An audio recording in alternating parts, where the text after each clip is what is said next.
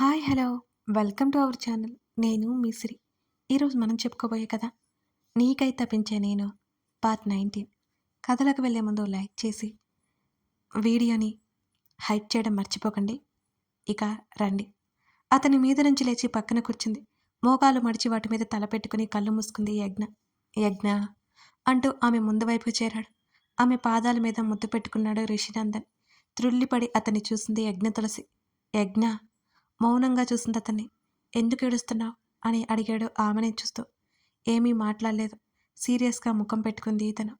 యజ్ఞ 2 పాదాల మీద చేతితో నిమిరాడు రిషి. పాదాల మీద చీర కప్పేసుకుంది. రిషి నవ్వాడు. అతని నవ్వు చూస్తే ఎవరైనా మైమర్చిపోవాల్సిందే. ఆమె మాత్రం ఎలా మైమరవకుండా ఉండగలదు? అతని తలని ఒడిలో పెట్టుకుంది. చేతితో అతని తల నిమురుతూ ఉండిపోయింది యజ్ఞ. నీలో చెలరేగే ప్రశ్నలకు సమాధానం త్వరలోనే తెలుస్తుంది అని అన్నాడు రిషి. అర్థం కానట్టు అయోమయంగా చూసింది అతన్ని యజ్ఞ. మనమిద్దరం కలిసి లైఫ్ స్టార్ట్ చేయాలి అంటే కొంచెం ఓపిక పట్టాలి అని అన్నాడు రిషి. కారణం? చిన్నగా అడిగింది అతన్నే చూస్తూ యజ్ఞ. ఇప్పుడు చెప్పలేను. ఆమె చేతిని తీసుకొని ముద్దు పెట్టుకున్నాడు. సరే, అంతకుమించి ఇంకేం మాట్లాడాలో తెలియలేదు యజ్ఞకి. Thank you. ఆమె కళ్ళలోకి చూశాడు రిషి. ఇవన్నీ చెప్పాల్సిన అవసరం లేదనుకుంటా అని అంది చిన్నగా. అతను నవ్వాడు. కోపంగా ఉందా నా మీద అని అడిగాడు. తల అడ్డంగా ఊపింది మళ్ళీ ఆమె. కానీ ఏదో ఉందని అనిపిస్తోందంది. ఆమె ఒడిలో నుంచి పైకి లేచాడు. ఒకసారి యజ్ఞని చూశాడు. ఇవన్నీ ఇబ్బందిగా ఉన్నాయేమో, ఇప్పుడు పక్కన పెట్టేసి మార్నింగ్ పెట్టుకో అని అన్నాడు ఆమె నగలను ఉద్దేశించి. మెడలో హారం తీయబోతూ అంది. వెయిట్ అన్నాడు. అయోమయంగా చూసింది. చేతులు వెనక్కి తీసుకుంది. చేతిని ముందుకు చాపాడు. అతని చేతిలో చేయి వేసింది. బెడ్ మీద నుంచి కిందకి దిగి నిలబడింది. ఒక్క ఫోటో అన్నాడు.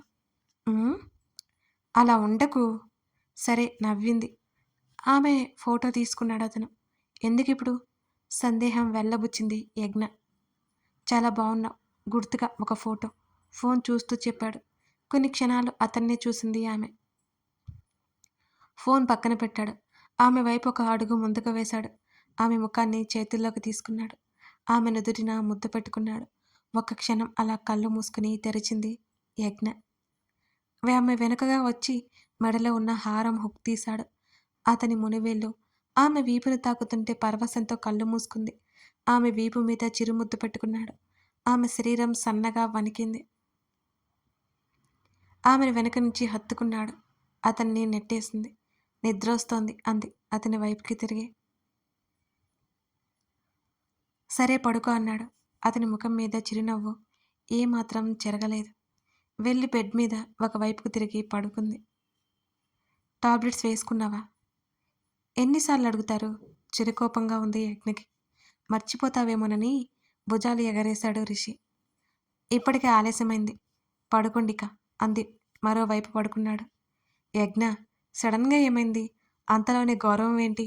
ప్రశ్నించాడు. ఏం కాలేదు, మీరు చేసేది ఏం బాగోలేదంది. నేనేం చేశాను? అయోమయం అతనిలో. దూరం ఉండాలి అన్నారు కదా, మళ్ళీ ఏంటి అంది ముఖం తిప్పుకుంటూ యజ్ఞ. నేను చెప్పింది అది కాదు అన్నాడు రిషి ఆమెకి సర్ది చెప్పడానికి ప్రయత్నం చేస్తూ. ఏమో, నాకు అదంతా తెలియదు అని ఆమె కళ్ళు మూసుకుంది. ఇప్పుడు నీ కోపం దేనికి అడిగాడు బిక్క మొహం వేసి. నువ్వు ఇప్పుడు చెప్పలేను అన్నావు, సరే కానీ ఏమిందో తెలుసుకోవాలనుంది. నేనేం తప్పు చేయలేదు కదా, ఇదొక్కటి చెప్పు చాలు. బేలగా ముఖం పెట్టింది యజ్ఞ. ఆమెను దగ్గరికి తీసుకుని, నువ్వు ఏ తప్పు చేయలేదు, ఏమీ ఆలోచించుకో. ఆమెను దగ్గరికి తీసుకున్నాడు. నిజంగానా? కళ్ళెత్తి చూసింది అతన్ని. నిజంగా నిజం అన్నాడు ఆమె తలని నిమురుతూ. యజ్ఞ అంది. అతని భుజం మీద తల పెట్టుకుని పడుకుంది. ఆమె చుబుకం ఎత్తి సున్నితంగా ఆమె పెదవుల మీద ముద్దు పెట్టుకున్నాడు రిషి. అతని టీషర్ట్ మరింత గట్టిగా పట్టుకుంది యజ్ఞ.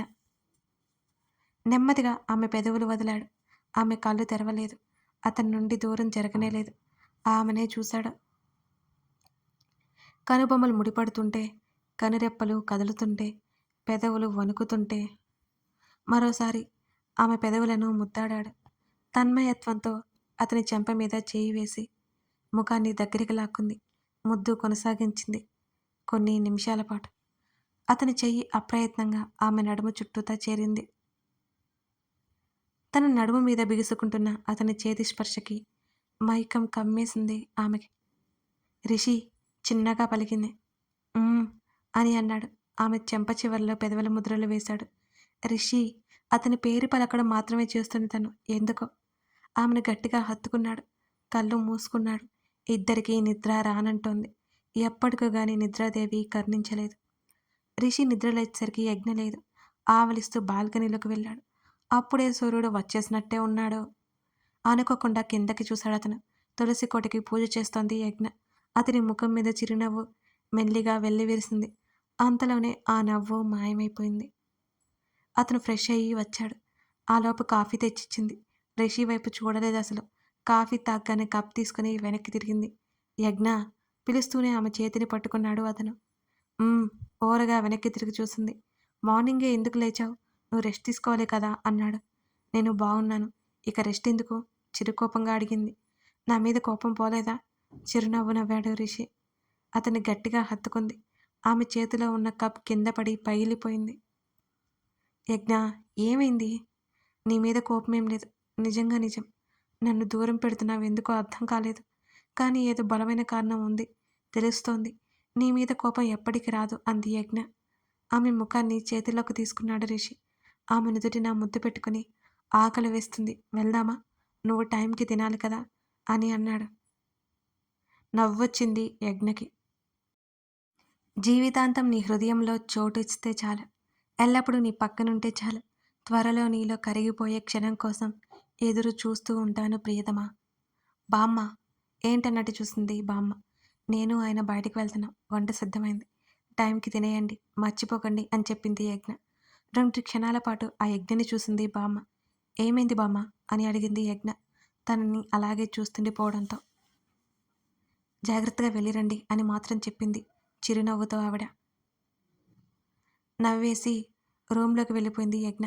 అప్పటికే రెడీ అయిపోయి మిర్రర్లో హెయిర్ సెట్ చేసుకోసాగాడు రిషి. అతను అలా చూసి చిన్నగా నవ్వుకుని వెనక నుంచి అతని నడుము చుట్టూ చేతులు వేసింది, హత్తుకుంది యజ్ఞ. ఒక చేతిని ఆమె చేతిలో 2 చేతులు మీద వేసి మరొక చేత ఆమె చెంప మీద వేశాడు. 5 నిమిషాలు డ్రెస్ మార్చుకుంటాను అని చెప్పింది యజ్ఞ. ఈ డ్రెస్ బాగానే ఉంది కదా అని అన్నాడు రిషి. ఈ చీరతో బయటికి వెళ్ళడం కష్టం కదా అంటూ నవ్వి అతన్ని వదిలింది యజ్ఞ. యజ్ఞ వైపుకి తిరిగి, అయినా చీర ఏంటి డెఫినెట్గా కట్టుకున్నావు అని అడిగాడు రిషి. మేమంతే, పూజ చేసేటప్పుడు మడి అంటారు అని నవ్వింది. ఇలా కూడా చాలా బాగున్నావు అన్నాడు రిషి. 2 క్షణాలు అతన్ని చూసి వెనక్కి తిరిగింది యజ్ఞ. ఎక్కడికి? ఆమె చేతిని పట్టుకున్నాడు రిషి. చెప్పాను కదా, డ్రెస్ మార్చుకుని వస్తాను అంది యజ్ఞ. ఓకే అతను వదిలాడు. బెడ్ మీద కూర్చున్నాడు. యజ్ఞ వచ్చింది 10 నిమిషాల తర్వాత. వెళ్దామా అని అడిగింది అతనికి ఎదురుగా నిలబడి. ఒక్కసారి ఆమెను చూశాడు. లేచి నిలబడింది. యజ్ఞ చేతిని పట్టుకుని దగ్గరికి లాక్కున్నాడు రిషి. అయోమయంగా చూసింది అతన్ని. ఆమె చెవి కింద చిరుముద్దు ఇచ్చి కొంత సమయానికి కళ్ళు మూసుకొని అలా ఉండిపోయాడు రిషి. అతని చుట్టూ చేతిని వేసింది ఆమె. కొంత సమయానికి దూరం జరిగాడు మెల్లిగా ఆమె నుంచి. ఏమైంది అని అడిగింది యజ్ఞ. బుద్ధిగా తలడ్డంగా ఊపి ఆమె చేతిని పట్టుకుని బయటికి నడిచాడు రిషి. ఆఫీస్కి వెళ్లారు. కోలీగ్స్ విష్ చేశారు. హరిత, ప్రతిమ చుట్టేశారు యజ్ఞని. వర్షిత్ రిషితో మాట్లాడుతూ ఉన్నాడు. కోమలి దూరంగా ఉండి చూస్తోంది. కోమలిని చూసి చిన్నగా నవ్వింది యజ్ఞ. ఆ నవ్వు చూసి కాస్త భారం దిగినట్లు అనిపించింది కోమలికి. ఎలా ఉన్నావు యజ్ఞ? హెల్త్ బాగుందా అని అడిగింది కోమలి. చిరునవ్వుతో తల ఊపింది యజ్ఞ. అక్కడి నుంచి అందరికీ బాయ్ చెప్పి మేనేజర్ క్యాబిన్కి వెళ్ళారు. రిషి ఏంటయ్యా ఇది? చెప్పా పెట్టకుండా లీవ్ తీసుకుంటే ఎలా? మన ఎండి గారికి ఏం చెప్పాలి అని తల పట్టుకున్నాడు మేనేజర్. ఎండి గారు వచ్చారా? సార్ ఎప్పుడు రాలేదు కదా రిషి. సార్ అసిస్టెంట్ విషయాలు చెప్పాడు. ఏమని చెప్పాడు? ఇవాళ సార్ వస్తారంట.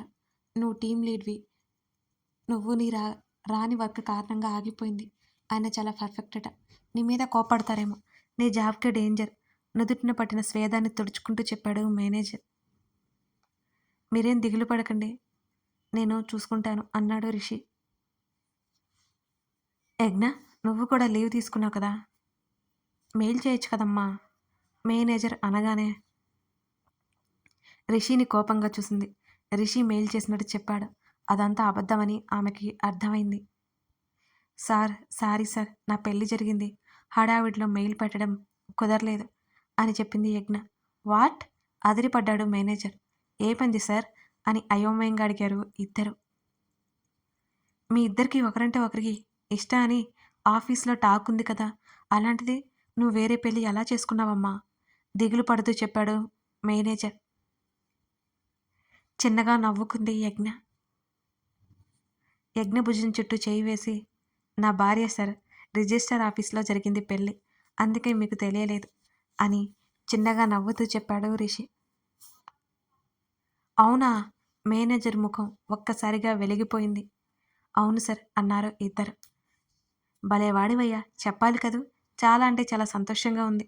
కంగ్రాచులేషన్స్ అని మనస్ఫూర్తిగా చెప్పాడు మేనేజర్. రిషి, నువ్వెళ్ళి ఎండీ గారిని కలవు. యజ్ఞ, నువ్వు పని చూసుకోమ్మా అని చెప్పాడు. సార్, నా రెసిగ్నేషన్ లెటర్ టేబుల్ మీద పెట్టింది యజ్ఞ. మేనేజర్తో పాటు రిషి కూడా ఆశ్చర్యపోయాడు. రిజైన్ చేస్తున్నావా? ఎందుకు అని అడిగాడు మేనేజర్ ఆశ్చర్యంగా. నాకు హెల్త్ ప్రాబ్లం సార్, కొన్ని రోజులు ఒత్తిడి ఉండకూడదట, అందుకే అంది యజ్ఞ. అవునా? నువ్వు సడన్గా రిజైన్ చేయడానికి కుదరదు యజ్ఞ, కొన్ని రూల్స్ అంటూ ఉంటాయి కదా అని అన్నాడు మేనేజర్. నేను ఎండీ గారిని రిక్వెస్ట్ చేస్తాను సార్ అని అంది యజ్ఞ. అలాగేనమ్మా అన్నాడాయన. ఇద్దరు బయటకొచ్చారు. యజ్ఞ, జాబ్ రిజైన్ చేస్తావా అని అడిగాడు రిషి.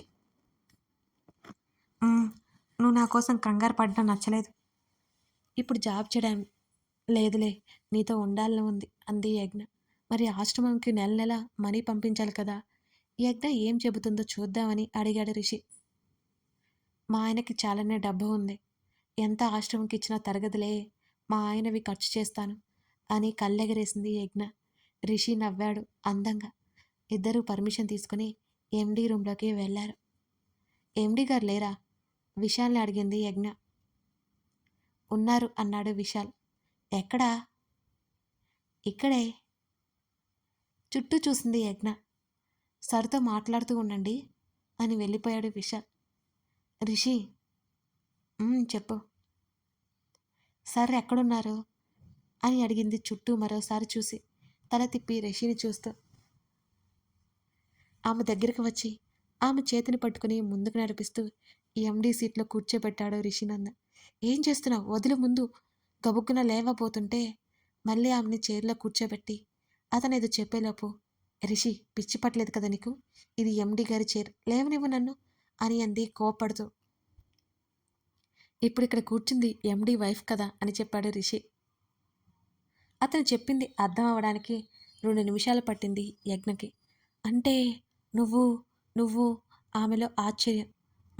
అని చిన్నగా నవ్వాడు. టేబుల్ మీద ఉన్న నీళ్లు తాగేసింది గటగట. యజ్ఞ, ఎందుకలా అయిపోతున్నావు? కూల్ అన్నాడు రిషి.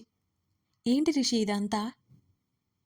నాకు ఇష్టం లేదు, కానీ నాన్న కోరిక మేరకు చూసుకుంటున్నానులే అని చెప్పాడు రిషి. ఎండీ సొల్యూషన్స్ అంటే? అవును, నందాదేవి సొల్యూషన్స్ అని చెప్పాడు రిషి. అదంతా నమ్మడానికి టైం పట్టింది యజ్ఞకి. పైకి లేచింది ఆలోచిస్తూ.